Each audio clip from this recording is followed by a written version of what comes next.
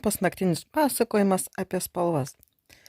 Galbūt kažkas iš jūsų atsimenat, kad prieš kurį laiką labai aktyviai diskutavom, kokios spalvos yra apdžiūvusi šlapdešrė. Tai tokia kaip pelenų rožinė, bet tokia kitokia ir dėmesiai palėtei man jos nepavyko rasti. Tai dabar bus dar viena spalva, kuri nežinau kieno, kažkodėl įtariu, kad Ankor gamybos, nes greičiausiai kažkuris likutis nuo rinkinio. Ir žinot, kodėl aš ją rodau? O šiandien pasakojimas bus apie pilką spalvą. Šita atrodytų tokia sidabriška pilka spalva. Ant siuvinėjimo darbo atrodo dar kitaip. Man dabar siuvinėjant pasirodė nuostabi tuo, kad ji yra ne tiesiog pilka, o jinai turi tokį šiltą smėlio potonį. Tai, kaip sakytumėm, sidabrinis smėlis ar smėlio sidabrinė.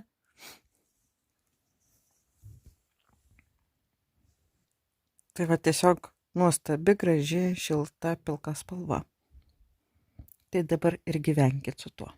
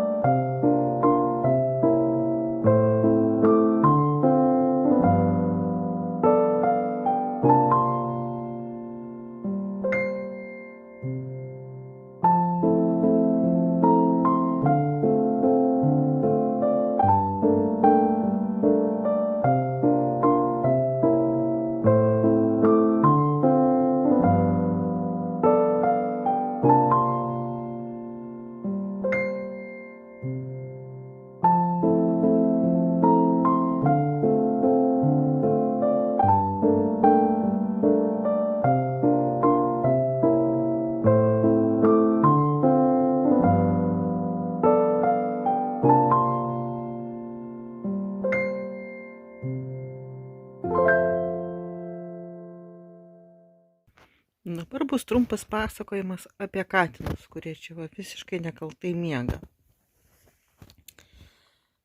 Taigi, šį vakar buvo toks dalykas. Po pietų abu katinai išdūmė lauką, tiek didysis pukelis, tiek mažasis ridikėlis. Ir, ten nepareina. Pirmas parsirado pukelis. Tai gerai, viskas parėjo, ten paėdė ir taip toliau.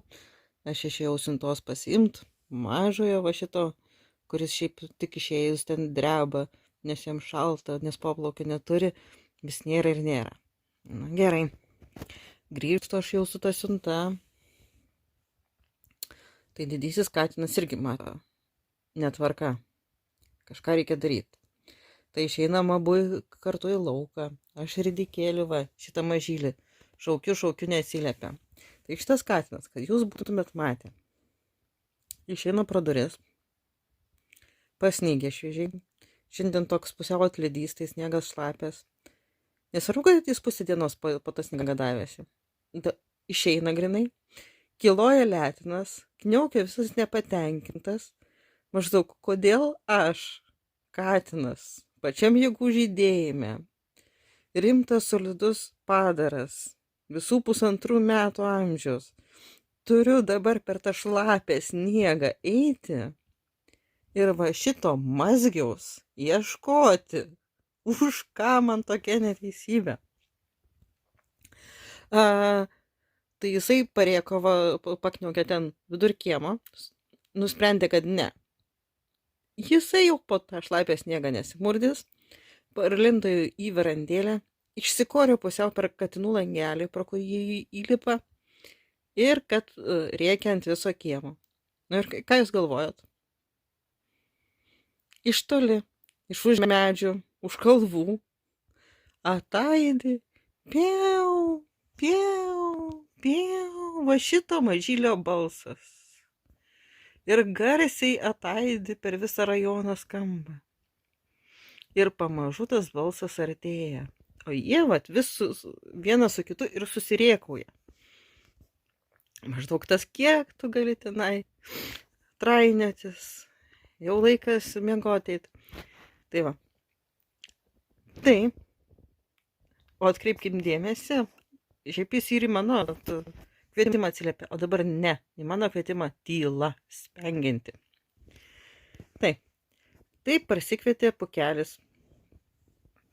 Va, šitas nuostabus protingas katinas ridikėlė.